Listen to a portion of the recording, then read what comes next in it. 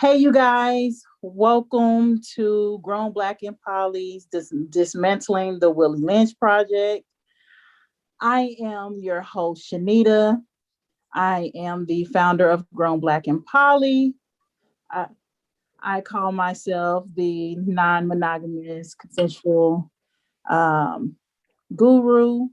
And so I'm going to take the time to allow my guests as well as my co-hosts to introduce themselves. Go ahead, Jefferson, take the floor.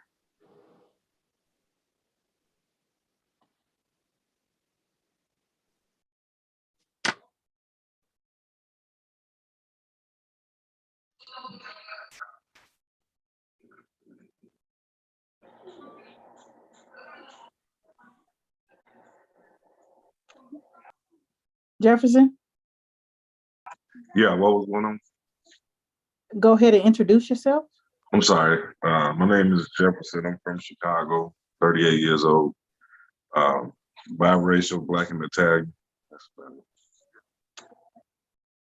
it. Okay, MJ, go ahead.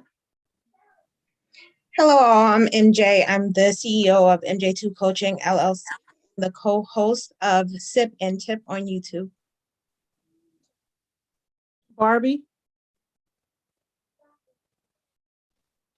Hi, I'm Barbie McEntee. Married name is Clark, and I am HR person for Grown Black and Poly. I reside in Maryland with my husband and 2 children and 1 partner. Okay. Go ahead, Alyssa. Hi, all. My name is Alyssa Johnson, 29 years old, also from Maryland, currently in the psychology field. That's really about it. Marcus. Hey everybody, my name's Marcus. I'm from Kansas. I'm an aerospace engineer. I'm 33. Marielle.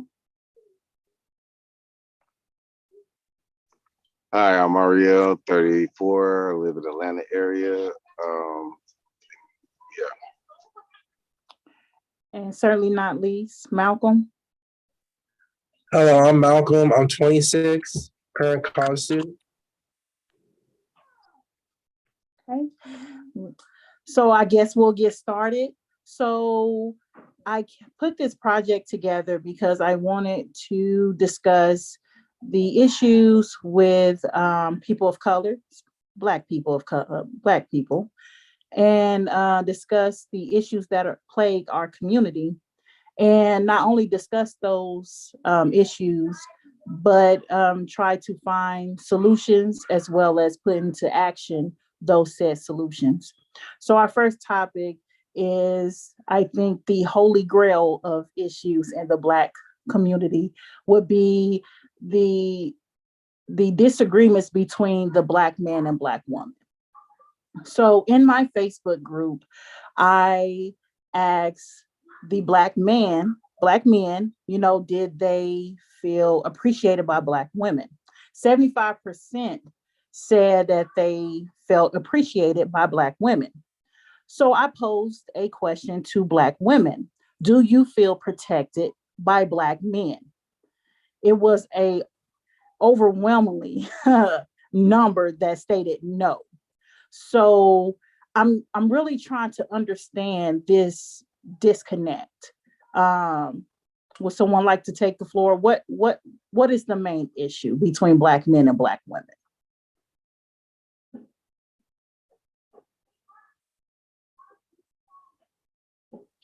I would like to know, in the sense of the protection part, like, is it being based off of them personally or just Black women in general?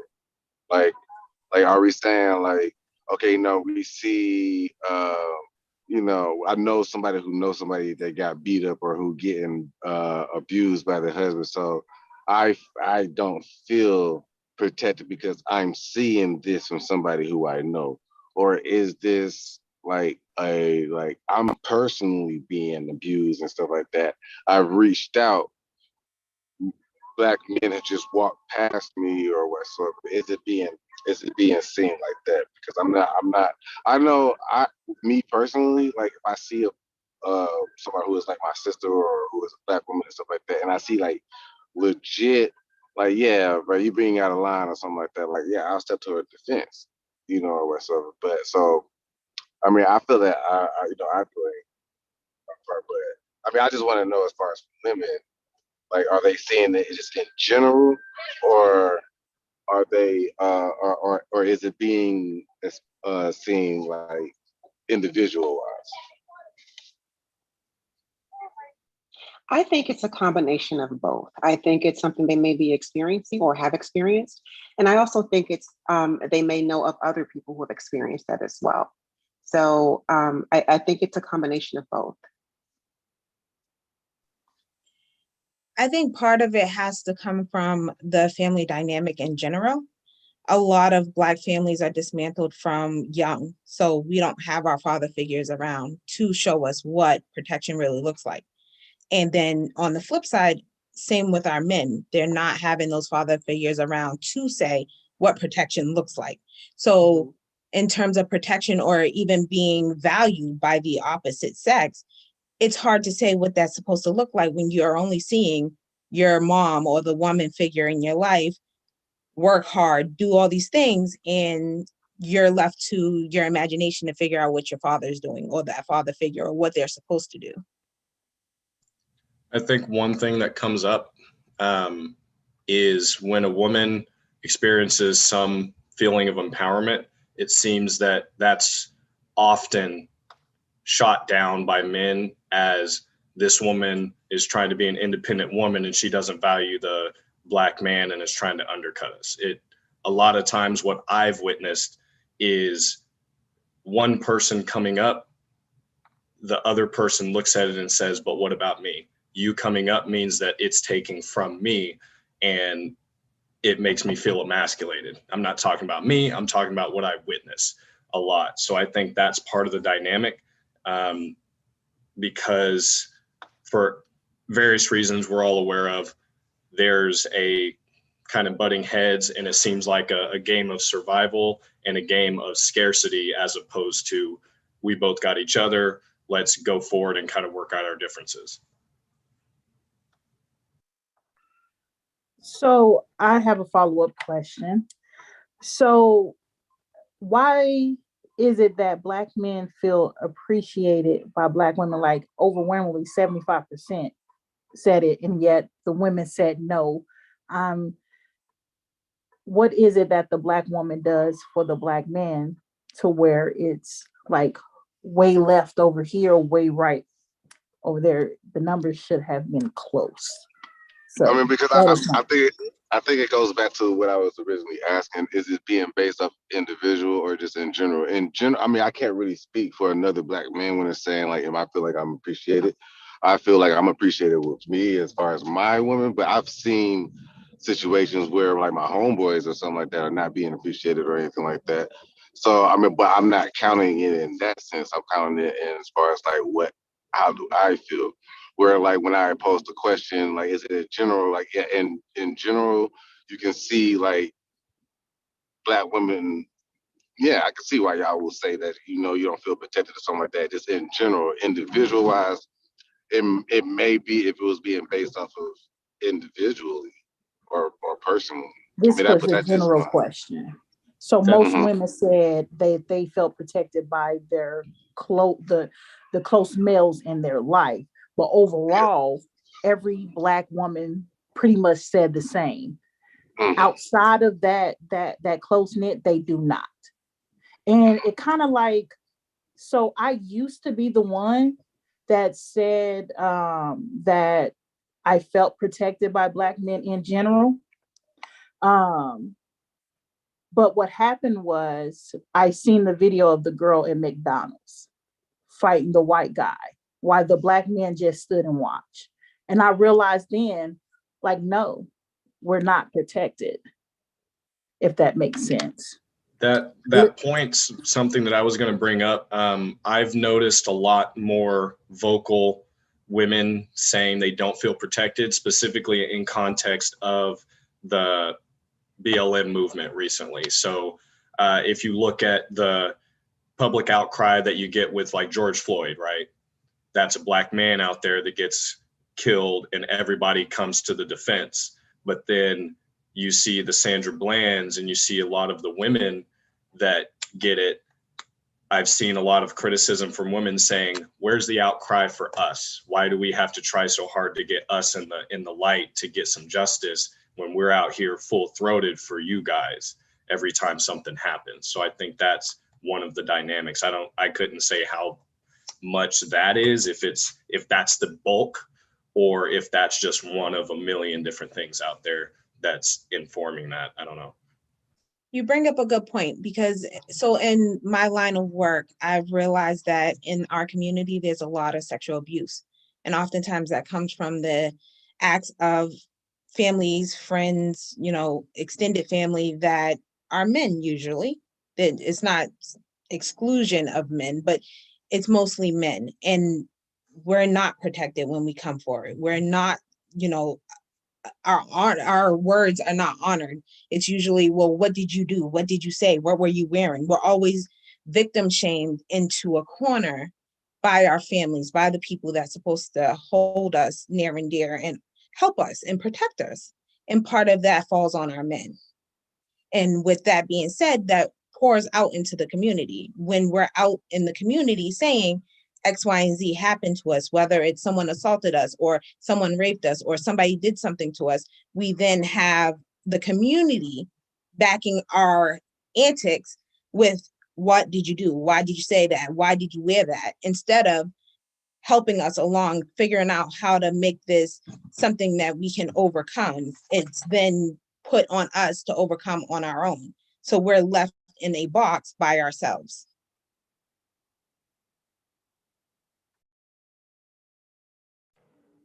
Alyssa, would you like to add?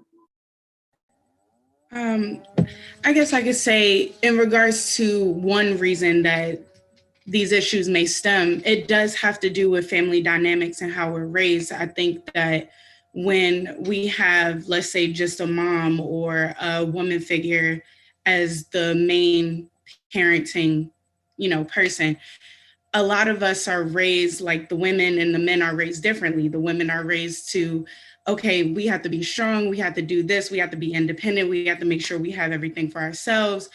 Don't necessarily rely on the man to get you these things. And then the men is kind of the opposite. Make sure you find a good woman, make sure she can cook, make sure she can take care of the household, make sure she does work, all of these things. So it's kind of like we're clashing by the time we get to dating age, right? And it's like, okay, for example, you ask people, what is it to be a male to you? Like, define what it is to be a man and define what it is to be a woman. And we don't have matching definitions. We just don't.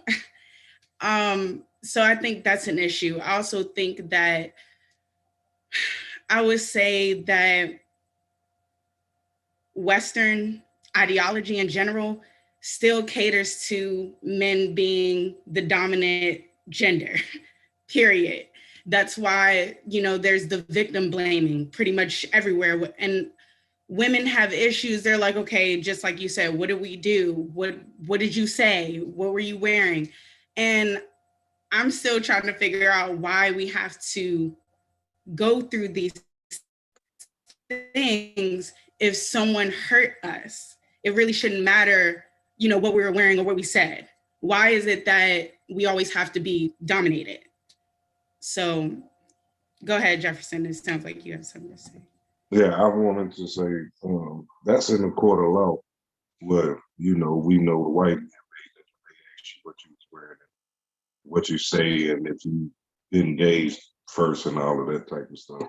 I want to say the natural role of things, men are supposed to be the head of the household. You are supposed to be the backbone and follow stuff like that. I think when the roles jumped out of the play, then so did everything else. But I'm not saying that we in a different time frame. I cook for my kids. I clean up after them and everything else too. It's not like, we want the women to do all of that type of stuff. It's just a conflict of communication is different as well. So you have same conflict, but the communication is not there. That way we always put here. Okay. Malcolm, you're quiet. You want to add to the conversation? Sure. Because we live in a patriarchal society, you're going to see men say like, "Oh, we're uplifted more because that's how society is built in general." As Jefferson was saying with the men are supposed to be leaders, I don't feel like that's all the way true. Because not just because you may have a penis between your legs doesn't mean you're qualified to be a leader. Not every man, especially some of the men that I come across, are good at critical thinking, are good at trying to get out of certain situations. While I see the Black women, since they're always in that intersectionality of being Black and being a woman, they have more, I don't want to play oppression games, but they have more coming against them. So they're always forced to think critical. They're always forced to think of different things, like how they just said about the victim blaming. They have to always add that into their brain. So that's why they sometimes come off more with those leadership skills, because they have to.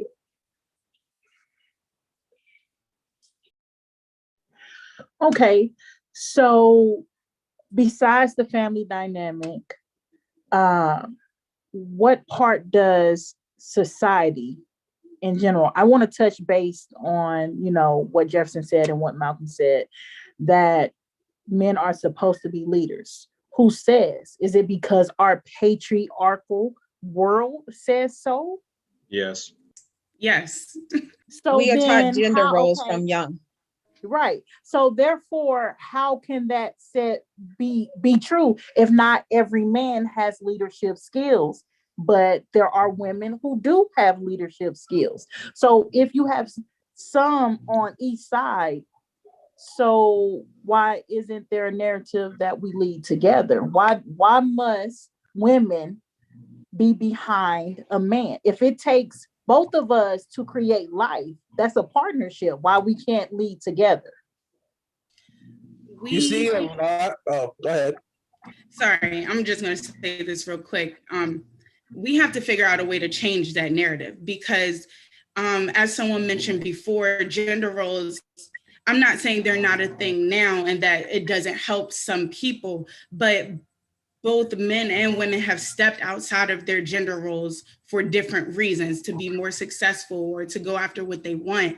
But I think one of the issues is that a lot of times women are kind of punished for transcending their gender roles, whereas a lot of men are staying at a minimum of what they were doing back in the day, let's say that, or they're not doing that at all, but they're still expecting the women to adhere to their original gender roles. And I don't know, I think there's just a disconnect there, that women are going past their gender roles and men are not necessarily going past their gender roles. So, but I could be wrong, someone else. How I see it is that before colonization took over, you saw many female leaders, especially through like African history, stuff like that. And it wasn't until you started seeing things get colonized and you saw us shift to the more Western standard, that's where I thought, oh, the man has to be the leader. When in truth, that hasn't always been it for us. Whoever has the best leadership qualities should be the one leading. Now, what also makes a good leader is when they defer to other people to make the best decisions, which is something that a lot of people struggle with. So I have a question. So Alyssa said that, women are being, looked at sideways for stepping outside their gender roles. So I'm gonna back my brothers up just a little bit. For the ones who are stay-at-home dads, they are shamed as well as being seen as beta and all beta males and weak and you're submissive. Although there is nothing wrong with submitting sometimes and leading others, because it's a balance. It's a balance. So what do you say to that? Because some of the forward thinking men, have that idealized those ideals in their thinking, and yet they are shamed because of that. So what do we say to people that shame those people? Because women shame them too, as well as men, both sides. I think it's important to recognize that any movement away from a traditional state is going to have backlash in any society, whether it's a matriarchal society, a patriarchal society, or something else. If you stray from the norm and accepted baseline, then you get punished in one way, shape, or form. So that occurs in our society. That's occurred in other societies.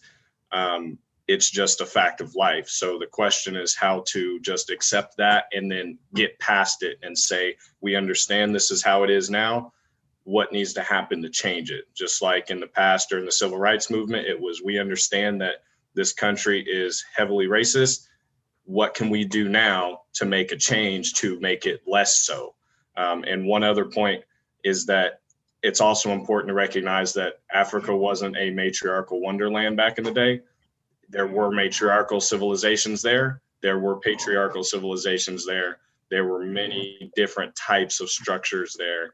And I think we romanticize it a little too much when we say that only colonization brought patriarchy. That is not at all a fact. I actually want to add to that because I see you said the civil rights movement. It was a lot of men out there. I'm not saying there wasn't no women out there, but there were a lot of Black men out there, and a lot of Black men lost their lives. A lot of women did too, but more Black men were out there for the cause of, for the women, not just the women, the children and themselves. And they were fighting for other people. That's when people were coming together though. But we still have the Willie Lynch thing that, of course, is the topic where Black women and Black men were pent against each other, and you can still tell that it is still working to this day. So do you say that it stems back through slavery times? Is that what you're saying, Jefferson? That was the plan all along? Yeah. And then some. So, okay.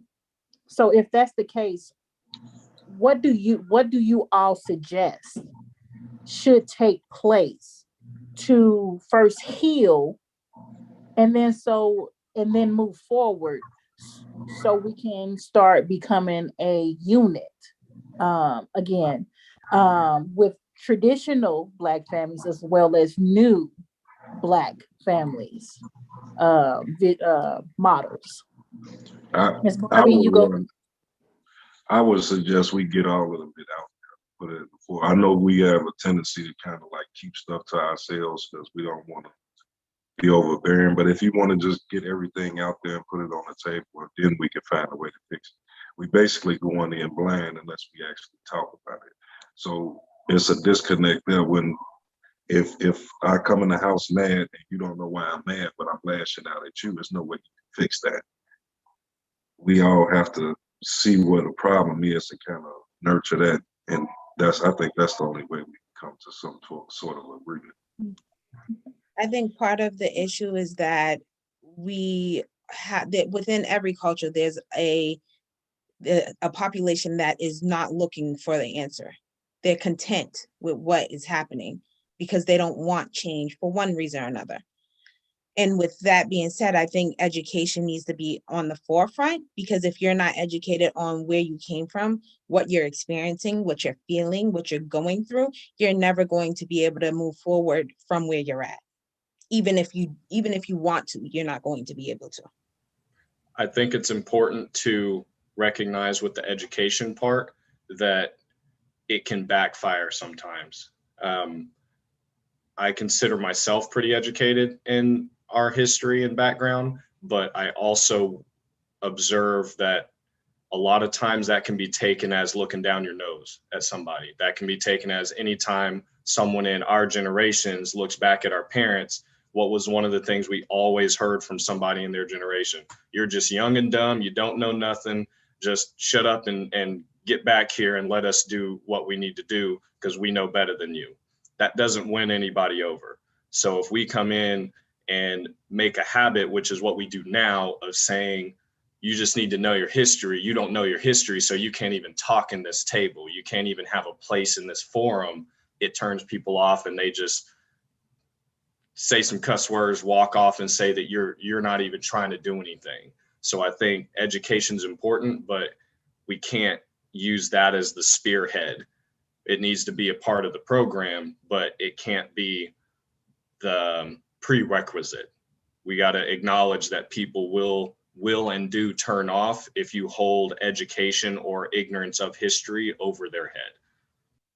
Right. And I agree with that. And I do think that the understanding of education is screwed in our society, meaning education doesn't have to be book language. It doesn't have to be like, even in my field, I refuse to use textbook jargon and big words to describe what we're feeling. You're angry, you're pissed off, that's what it is. I'm not going to sit here and sugarcoat what it is to make it big words, to make it fly over your head, because that's what a book told me. And that's often how we try and educate our young, which it does not relate. Different generations communicate differently. For these young children, for these young adults that are coming up, they need more technological stuff. They need it to be in a game. They need it to be presented in a way that they understand, because they were not taught, or they don't learn the way we learned in terms of the older folks. We can sit down with a book and pull the things out of a book that we need.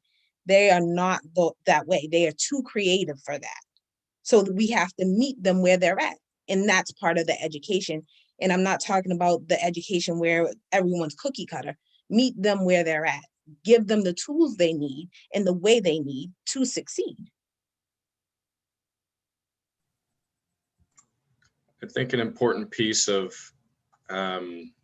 improving the community is normalizing communication of feelings. So one thing for me coming up, my father never said, I love you. I don't know if he ever said that in my life. I know he loves me. We get along great, but his language is acts of service. He would always be there. He would always do things. His job was, I'm taking care of you guys. I got you. You know, if you need something, I'm here. But didn't kiss, no I love yous. We hugged, but you know, that was about it. That communication didn't come through. If he would get quiet, if something was wrong, he would get quiet. He didn't express his feelings. He didn't say anything. It was just, okay, he's upset, just let him be, leave him alone. There was never any dialogue, right? We're just now in a place where him and I can have some back and forth. And this is how many decades later, to where we can actually kind of communicate, and I can have some insight into what he was thinking back then in some of those scenarios. But growing up, that never really happened. So I think in our community at large, there's a lot of traumas, and the buzzword these days is generational curses that we're trying to break. And that's one of them, is that men, especially from my perspective, we're taught that you can't be broken. You hold it up, you suck it in, and you get through it, right? So I think we need to get past a lot of that and say, you can be strong, but you can also flow some of that communication to the people around you. Because if you just hold it in, it's ultimately going to kill you quicker, and that doesn't help anybody in the community.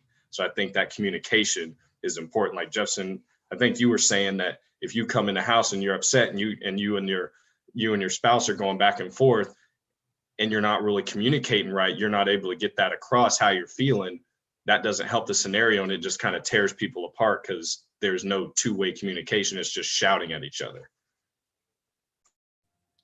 I was actually going to speak to that a little bit, both going off what both you and MJ said. I think that a huge issue is, yes, communication, but also just emotional knowledge, self-knowledge, knowledge of other people's emotions. We don't always have that. So if we don't have that, it's going to be hard to communicate that. it's going to be hard for someone to understand it. So we need knowledge of our culture. We need knowledge of the motherland. Yes, we definitely need that. But we also just need knowledge of self. And, you were speaking of different generations. My generation, millennials, we need knowledge of how we are operating in this time. The people after us, the kids after us, they need knowledge of how they're going to operate in their time. So it's a lot that we have to do. We're definitely dealing with traumas, our ancestors' traumas, our parents' traumas, grandparents' traumas. We need to be able to address that, because if we're not able to address it, it's going to be really difficult to move forward, especially when you're working as a unit, whether it's a relationship unit, a family unit, is going to be difficult.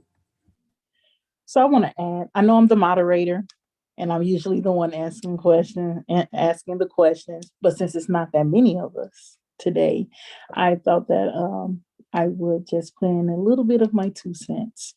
All of you guys have made some great points. I think the problem is we are afraid to be vulnerable. That's what it boils down to. Vulnerability. We're taught to be strong, to overcome, to rise, that's why, we hold everything within, and then all of a sudden it just explodes. If we show each other grace and mercy, to make someone feel that they are safe with being vulnerable, then we can begin. I think that is what needs to be done along with the education. First, someone must be safe to be able to open up. This is how I'm feeling. This is where I'm coming from. This is my understanding. So that's what it is. Everyone talks listens to respond instead of listening to listen. That's my few cents. But someone who's been quiet is Miss Barbie. That being vulnerable, I definitely agree with that. And part of that is validating people's feelings, validating their experiences, because when we're not validated, when we're told that, you're supposed to be strong, men are not supposed to cry, women aren't supposed to step outside of their gender roles. We're not being validated in our experiences. We're not being validated in our feelings, which creates this sense of, I'm not going to let my guard down. I cannot be vulnerable in certain spaces or with certain people. Alyssa, I think you was going to say something. Yeah, I was just going to say, in regards to the safe and the vulnerability part, one way to work on that is obviously working on family dynamics and your relationship with the family. But if we're talking about being safe, we have to make our community safe. We have to make our surroundings safe, our workplace safe. That takes a lot of community work and time. Yes, it does start in the home, but we have to do something where it can project to our surroundings, because we can feel safe in the home, and then we walk outside and we don't feel safe. So no, we can't be vulnerable. No, we can't let our guard down. And I think where self-work comes in. Yeah. I think an important piece of that is that there's that's not my business mindset, or this is my business, you stay out mindset. I think we take that to extremes sometimes, to where if we're not in our own home, or we're not with someone that we grew up with, then why are you talking to me? Why are you, how dare you ask me something about my personal life, like how I'm feeling? Who are you? Why should I tell you how I'm feeling? Because I don't know what you're going to use that against me, and in what way you're going to use that against me. So I think there's got to be a way that we can slowly but surely turn that mindset into, hey, you could actually come up and talk to me about something, and I'm not going to feel a certain kind of way. I'm not going to tell you everything about myself, but I can at least kind of like how we do the nod at each other. If we see somebody that looks like us anywhere in the world, I'm going to throw my chin up at you. You know, that's just one of those things that we're going to do because you look like me, I look like you, and we know we're not that high of a population wherever we're at. So if we could do something like that with talking to each other more, I think that might help a little bit. So it's kind of that it takes a village mindset. You got to have people that you can talk to and feel safe talking to. And that would just be a little bit over time, a little bit more over time might help.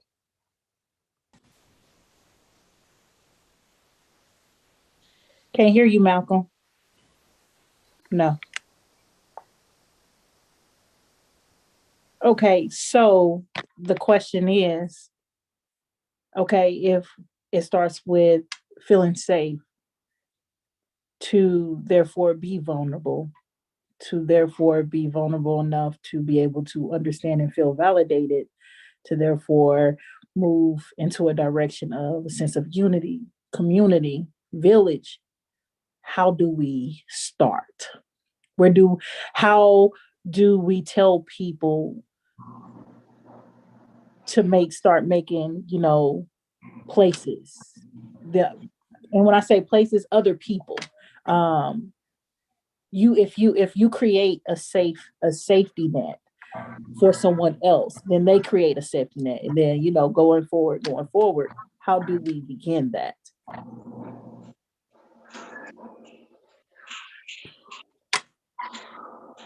I think part of that is where the self-work comes in at, because if you're not confident in your own skin, you can't be safe anywhere else.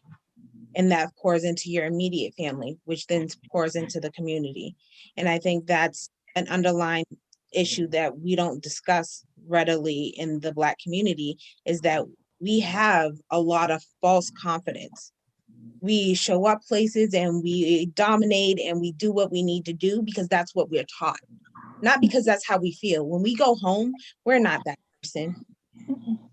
And that's the problem, because when we go home, we're that broken, dismantled piece or a fragment of a person that then has to raise children and then has to relate to the aunts, the uncles, the cousins, the mothers, and whoever else is in our pool.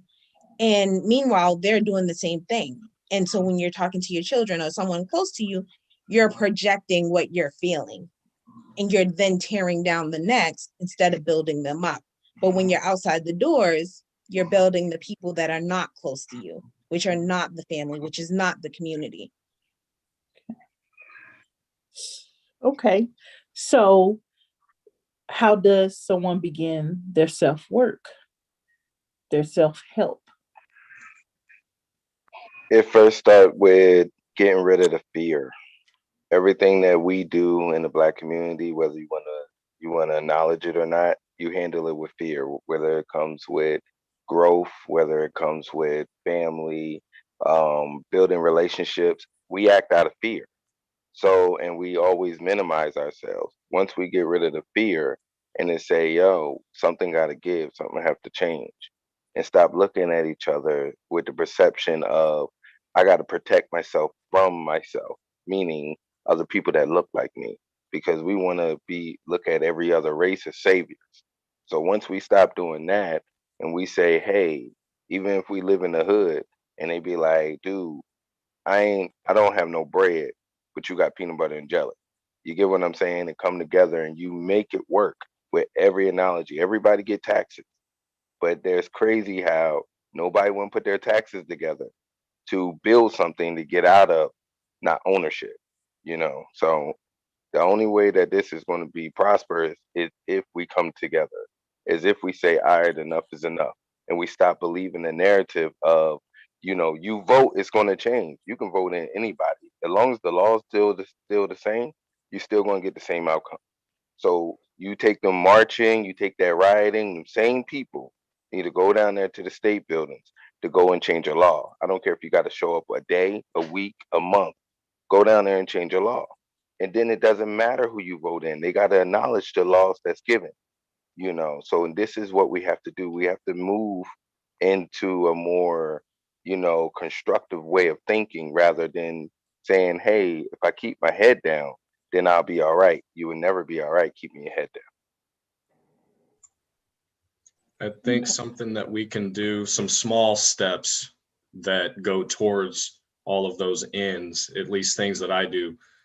Personal affirmations are one of the way daily to work on self, just kind of looking at yourself in the mirror and saying you're worth it, or telling somebody on a regular basis that you're not my enemy, I love you. Telling people that you know that you love them in a way that doesn't have to be something that makes you kind of look down on yourself, right? Anytime you have kids around you, yours or anybody else's, be like, hey, if you ever need to talk to me about something, you need to get something out, my door is open. You can come to me and talk to me. Just having that open door so that they know they've got someone that they can come to vent or ask a question or anything. And whether they ever ask you anything or talk to you or not, they at least know they have an outlet. Because I know plenty of kids that don't have outlets in their lives. At home, it's a war zone, they feel like, or they're torn between parents all the time, and their parents are in survival mode trying to keep food on the table. So they don't feel like they can open up to their kids, and they're going to say, I'm not your friend, I'm your parent, and shut off to them, you know? So that's one thing you can do, talking to kids, give them an open door, and then go to places like, think of how where do we commune? You have things, stereotypical things like barbershop, salons. That's where you'll get a lot of people cutting it up. There's got to be statistics on a lot of these things on where people in the community get most of their discussion, most of their vulnerability, that time together. That's where you want to put a message out. So I don't know if that's mostly social media these days. I don't know, but there's got to be some statistics. That's where I would look, is statistics for where time is spent amongst other people in our community. Okay, so I have a question. So I know everyone says, self-affirmations and stuff like that. How about we stop telling our little girls to be this strong, independent Black woman, and stop telling our little boys that they run the household and their wife is supposed to do what they are told. I don't think a lot of Black men tell their boys that their wife need to do what Black they supposed women do. to. Yeah, but Black men, I'm just speaking for Black men. We're mostly we tell our sons, and I'm not saying we, because everybody that was born in the early 90s, 80s, 70s was told at some point in their life about, the more women you have, the more manly you are. And I get where you're coming from, but a lot of us tell our children, we give them things, like I said, out of fear, and we don't give them like knowledgeable stuff. Now we start doing that nowadays, like we're teaching our kids how to invest in stock and things of that nature. But we need to also teach our kids and say, hey, you can trust your brother. There's going to be some people out there that's wrong and that's going to use you. You can trust your sister. You can trust a woman and give to that woman. We need to start saying positive things rather than telling them negative things out of fear because of what we went through. And then that way they would know what real love is instead of the illusion of what love, because there's a lot of grown people out here that don't know what love is. They think love is saying I love you, but they don't show it in their action. They think, love is when you get in things, but then the moment where you upset, you don't have to show that love. That's not love. Love is unconditional whether you upset or not. I have a question, Shanita, as far as the strong Black woman, right? I've always wondered about that, because it seems like it comes from a place of a good intention, but I fully understand how it can cause damage, right? Because it makes you think you can't ever show any emotion, you can't be vulnerable ever. What would be a good replacement for that would accomplish what the strong Black woman narrative was intended to accomplish, to empower Black women within themselves? Like, what's something that could accomplish that without the negative side effects? Are you asking me, or are you just asking all the women in general? All the women in general. I'm gonna go ahead and let Alyssa or Miss Barbie or MJ go ahead. I think that's actually a really good question. I think if we're going to instill in our young girls, that it is good to be strong, we also have to give them a range, right? You understanding your emotions, that's still you being strong. You showing vulnerability, that's still you being strong. You have to be able to expand the definition of strong. It can't just be, oh, well, I'm strong because I'm independent and I do everything on my own. And that's a type of strength, but it's not the only strength. So I think that'll be an important differentiation.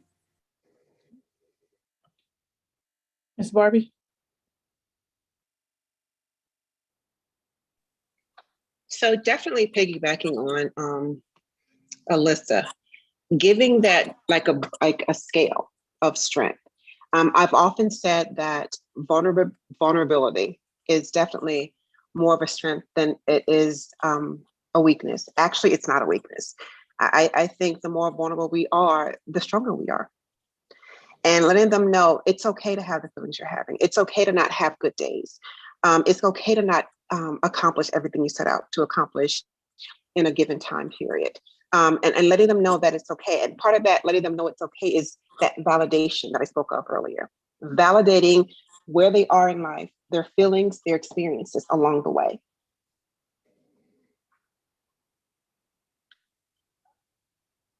MJ, you want to say something? I agree. I think these ladies hit it right on the head. I think explaining strength to be very unique. You don't have to be strong in one way, and it doesn't have to be the strength that holds up the whole world. And oftentimes that's what Black women are told. You have to handle your household, you have to handle you have to handle your family, you have to handle the society, you have to handle everything, and you don't. No one does. And that's what breaks a lot of us, is because we're not machines. So I don't subscribe to the strong Black woman at all anymore. It is detrimental to me. That is, in my opinion, it's detrimental. It's detrimental when people say that the Black woman is the backbone of the Black family. That's too much to me. That's too much on our shoulders. We are, I mean, look at the whole bonnet thing. Other women of other races have been wearing bonnets for years. And yet when a sister put one on, oh, it's a whole protest against it, that she's lazy and trifling. I think I've seen some of those words and all of that. And we're supposed to, oh, they just talking, stay strong and stuff like that. Or I can never feel down. I can, because any sign of weakness, then I'll think my mother or one of the women in my family, because growing up you heard it a lot as a little Black girl, to not bend, that you're unbreakable. In actuality, you being that strong, you are indeed becoming brittle. There has been times in my life where I wanted to end it because I was tired. I was tired of that mantra. I listened to April Mason, and she said something about an asset woman. An asset woman is a partner to the Black man in raising. She's a partner in raising the Black family, a partner in the community. Now that I can get with side by side partnership, but that whole strong Black woman, No, not at all. I don't subscribe. And neither do I tell my girls. I tell them, because I'm a mother of all girls, and I tell them each and every day, your vulnerability is your strength. The way you process and understand your emotions is your strength. For you to be okay with failing is a strength. We can't even fail without putting ourselves down. So I have a I question. always tell them, as long as you get back up. Mhm. I have a question. Just to piggyback what you're saying is, and what you're saying is true. But the problem is, if you think about the early 1900s, 1800s, 1700s, the family, no matter what they went through, they stuck together. And the difference of those type of families and the families now, it's that whole individuality of way of thinking. You get what I mean? Like, it's that Mhm. whole, I want to quit when I want to quit, you know, and like you said, and now I always tell people, I say women are the core of the family, or the core of the family, and the men are the crust. You can't have one without the other, you know. And we basically, there's going to be some times where the women take the lead because they know more, they know better. Most of the time it's financial in some situations. You get what I mean? In a Like lot of they control the money. situations. Yeah, they control the money or they control this, and that's fine, right? But that's called teamwork. The problem in the Black community is we don't teach teamwork. We teach the narrative that you can make it on your own, and that's not the truth.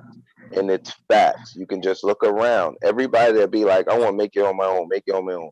All they doing is spinning their wheels. They might get ahead just a little, but they're going so far behind when you can actually, it's beneficial when you work together. Whether you in a marriage, whether you in a friendship, whether it's family, whatever, if you work together, you get faster, you get further faster. The problem with our community is we always feel like we have to take care. Like if I make it to the NFL, or if I make it to the NBA, or if I become a doctor, or if I become an actor, whatever, I got to take care of everybody that didn't make it. That's how we think in our community. You know, we gotta not only support, but it's a continuous support. And then the moment that you lose money and you don't have it no more, everybody leave you. So the thing about it is, we all have to support each other if we want to make it. We all have to teach each other positive, not negative. We can't. We got to miss this narrative of it's too soon to show love. It's too soon to show understanding. You don't know me. And what I tell people, the guy he was just talking about, it doesn't matter what country I go to. If I see a Black person, I give more than a nod. I'll be like, yo, what's up? You awesome. And they look at me funny. And they be like, why you say that? Because you are. You know, it's self-explanatory. I understand what you've been through because you're Black. I don't have to know your every detail, but I understand that you're Black and I understand what you go through. And that's what we have to have in our core, is to say and kiss that narrative goodbye of you don't know me, because that much I do know. I do know how much it's so much harder for you because of your Black skin. So we have to get that thing of love instead of that thing of you don't know me, you don't understand, because we should all understand that. I want to piggyback a little on that, on a couple of pieces that you said. I agree with a lot of the things you were saying. I think that one part of that, the individualism versus sticking together, I think it's important to thread a needle there, because one problem we have run into in the past is rigidity of thought on sticking together no matter what, where we all know mothers, grandmothers, whoever that was getting beaten up their whole lives, and in their mind the end all be all was stay together no matter what, because the family has to be the end of the day unit, to their detriment. I think we can't let that be our mantra. I think that sticking together as a community allows some fluidity. So whether somebody stays in that family or not, we still need to have each other's back as a community and say, hey, whether you're in and out of this relationship, this marriage, this family unit, whatever, it doesn't have to be focused on that. that's not the end all be all. Get yourself in a safe situation. Don't stay in a detrimental situation. But we can still all stick together as a community in the midst of all of that. I think we don't really have the clarity or the vocabulary for that yet, or a vision of what that should look like. The closest we generally have is it takes a village, but we don't have a clear roadmap of what that village mentality, that village day to day needs to look like. We have a little here and there, but I think clarifying that vision would help a lot in the community. I want to hear from Malcolm. You've been awfully quiet. Your audio fixed? Do you hear me? Yeah. Okay. So how I always from how I always been taught how the strong Black woman stereotype kind of is, from how y'all were talking from earlier from the conversation, was about how much abuse you could take. And standing from how y'all was just saying how the family has to stick together, there's a lot of trauma. There's a lot of trauma with saying that, because within certain families, there is issues like how you said there was people getting beat, people possibly getting molested, people just doing really crazy things, but because it's family, you're like, no, just brush it under the rug. And that's where the individualism comes from, is because it's like, I can't rock with that. Like, I got to be on my own to be better and not be stuck in this repeated cycle of pain and hurt. I actually agree. I was going to say there's nothing wrong with being with individualism. We get so lost in, especially women. I can only speak for women, so I'm gonna say this. Women, we're so busy being a girlfriend, a mother, significant other, a mom, a sister, an auntie, that we sometimes lose our identity.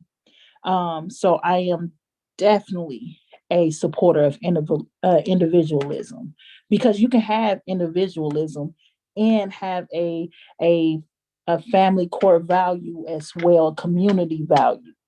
Yes. So, self-care, self-love, keeps that individualism. Well, that individualism keeps that self-care, self-love, self-identity. Because when you lose your identity, you lose your sense of self, your sense of love for self.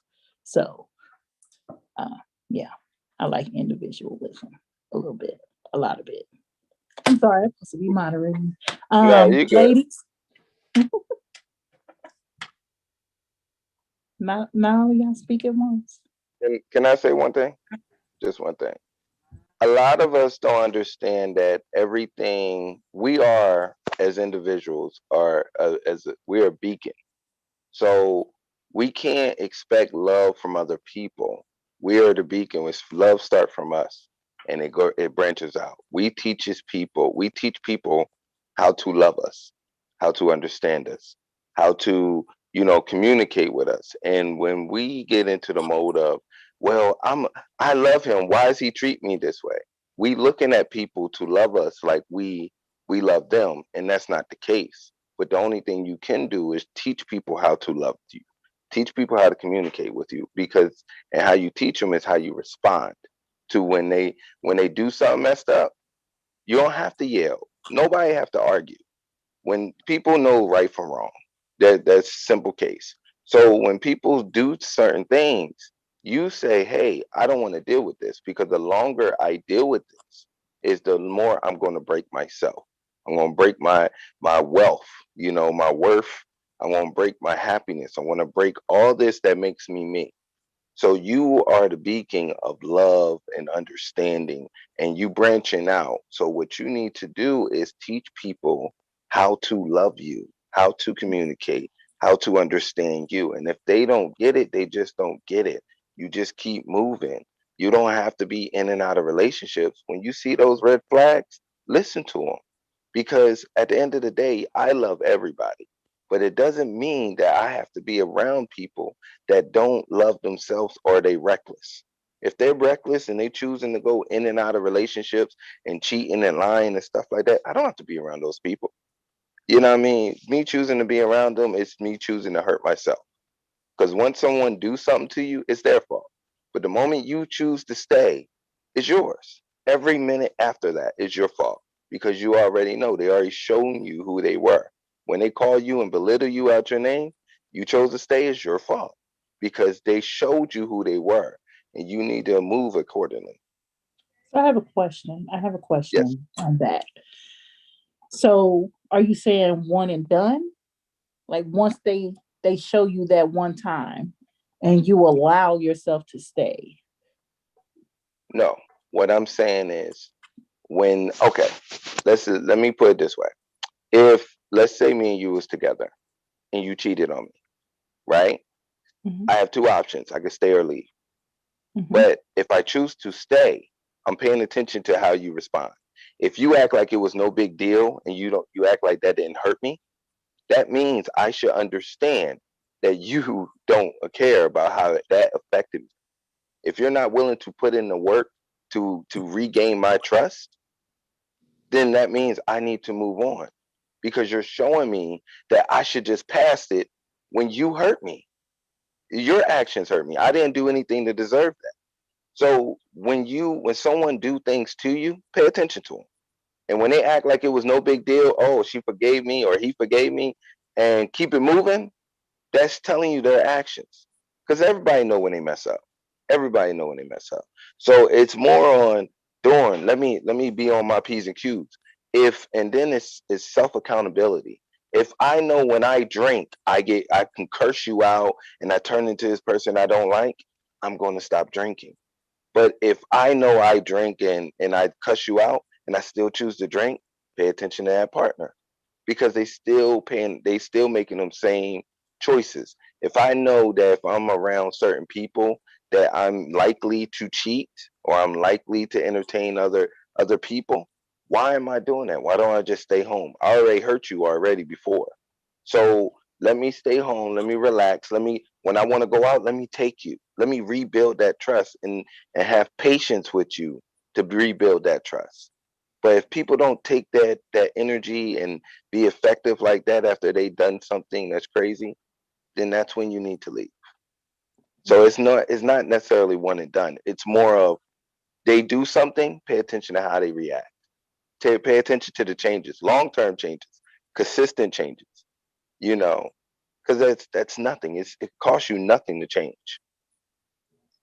Go ahead. Can I respond to that? So Yes. I agree to a certain extent. And I agree Mhm. because for a mentally well person, absolutely. But for Hmm. someone that's not mentally equipped to do so, or even physically equipped to do so, they're not Hmm. going to make those choices. Now, there's four, I call them the 4 A's of coping, and it's a double-edged sword. It's either going to work for you or work against you. And one of those things is adapting. People will adapt Hmm. to what they have because they don't feel like they have choices. So whether that's good adapting and they leave the situation from your example, or they adapt and they stay and make it work for the best way that they know how, it's a double-edged sword. Another thing is altering. People will alter their reality in their mind to make it worth them staying for one reason or another, because everything's not cookie cutter and it's not perfect. For a mother with children, if I leave an abusive situation or somebody that's cheating, I then have to be a single parent out in the world of however many children.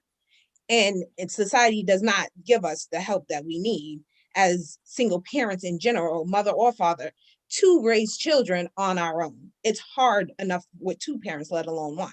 So again, people alter their things. Then some people just accept things for what they are. I know this is what's going to happen, and this is where the whole idea of, oh, well, they come home to me at night. They Hmm. might do whatever they're going to do during the day, but they come home to me at night. They're It's like accepting that grandparents. as their reality because they don't really know anything else, or they don't have the confidence, the self-worth, whatever the other underlying issues are to move forward. And then the other thing is that people avoid the situation. We are great at avoiding. That is our number one tool, because that's what we've been told and taught generation after generation after generation. You turn a blind eye. Mhm. You don't say nothing. You don't do nothing. You act like it don't exist. It disappears. It does not. So if you're basing this off of a well put together, somebody that's done the self work, that knows their worth or is in the process of knowing their worth, absolutely. Somebody does something to you, you have that ability to walk away, do what you need to do to take care of yourself. You put yourself first. But in terms of where I stand as a Black woman in society, no, Ride or die. that's not Okay, correct. I have a The question. right, hold on, wait a We will second. get Oh, shamed okay. by our family for Yep. walking away. Yep. We will We be Okay. do. told you So we can't take have those that. children, you can't Mhm. walk away, Nope. you can't make a living on your own, you can't do this by yourself. And it's not just Mhm. us talking to ourselves, it's the community that we live Yep. in, it's the spouses, it's the partners, it's the partner's family, it's the friends. Yep. That And doubt you is know, embedded. We are taught the ride or die movement Unfortunately. every single time. We are taught to ride and die. If he in and out of jail, so you ain't gonna be no ride or die chick. You ain't down for your man. That we're so what, he cheated. Boys will be boys. So he hit you. It's okay. What you do? You how how did you invoke it? These are things that we're taught as little girls. Well, this is what we see as little girls, and this is what we grow up to be as little girls. Our grandparents, our grandmother knew when that our grandfather had 2, 3, 4 families, and they just didn't say nothing. They turned that blind eye. So every time we leave a situation, or we try to get what is our due, we're always put down, like child support. Oh, why you putting the white man in our business? Well, I didn't make this kid by myself. And so how many times do I have to keep asking you, begging you to help me with this kid, what I'm saying, that we had together? And when I was together with you, you took care of the kid, but because you couldn't love me the way that I deserve, I left you. So now that kid is just mine instead of ours. And while you got those fresh J's on, and your new outfit, and you got that $1,200 iPhone, why why I'm getting screamed at because I got a bonnet on my head because my hair is not done, because I made my kid look better than me, because I will look down upon if I look better than my kid. So that's what we have to deal with. So yeah, even with a woman well put together, she is still pressured by society, by the community, to stay, to give him another chance, or whomever she's messing with, to in a messed up situation. I'm sorry. Okay, moderator, I'll mute myself. Go ahead, Alyssa. I was just gonna say, I agree with what everyone's saying. I think that when you're in any relationship, whether it's a romantic relationship, parent-child relationship, sibling relationship, you do need to let people know how to treat you, how to love you. That needs to be communicated.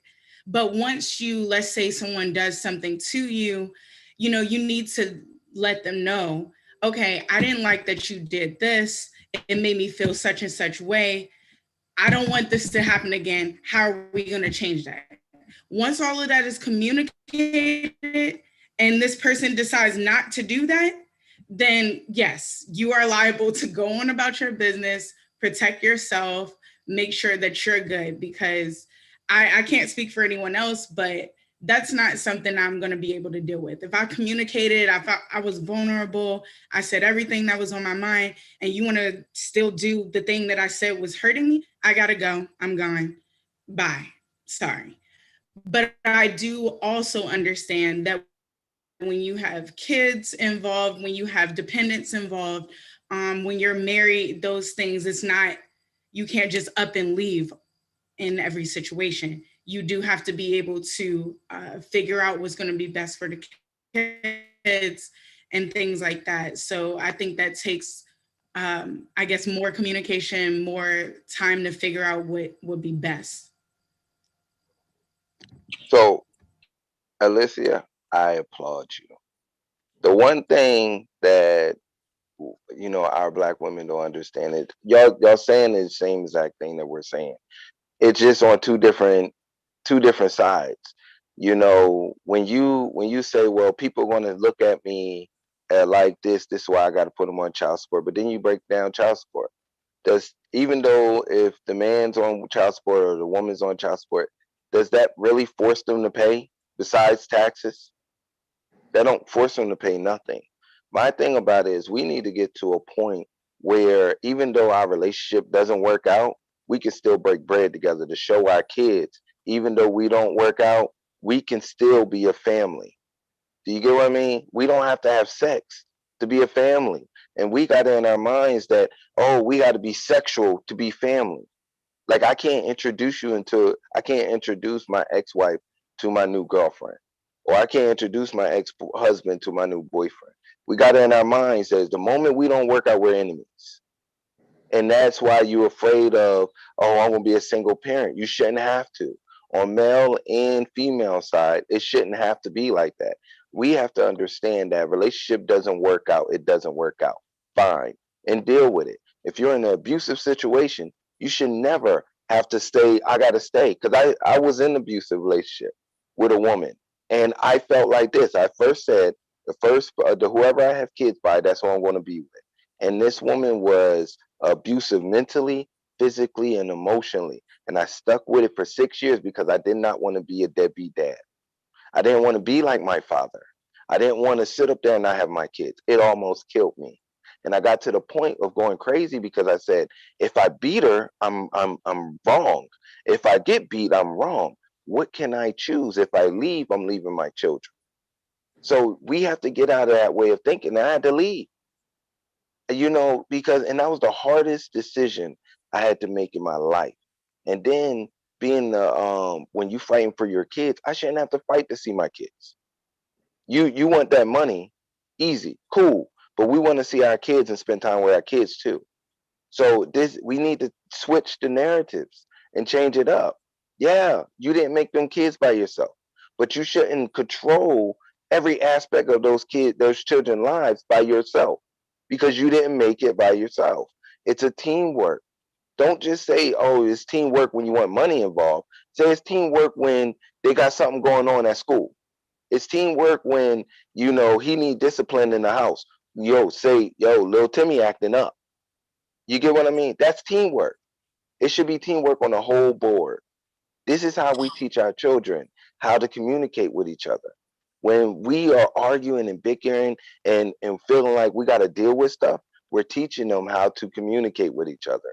We're teaching our boys how to be abusive or our girls how to be abusive. We're teaching them not how to just talk it out and try to figure it out without the negativity and fear.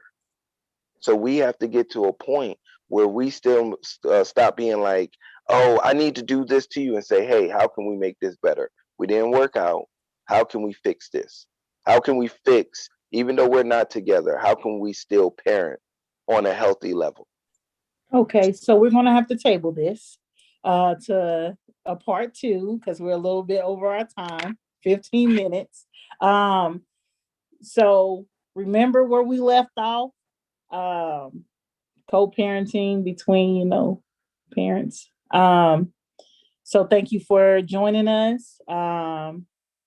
Hopefully we'll see you back again. Have a good night. All right, you guys, have a good night.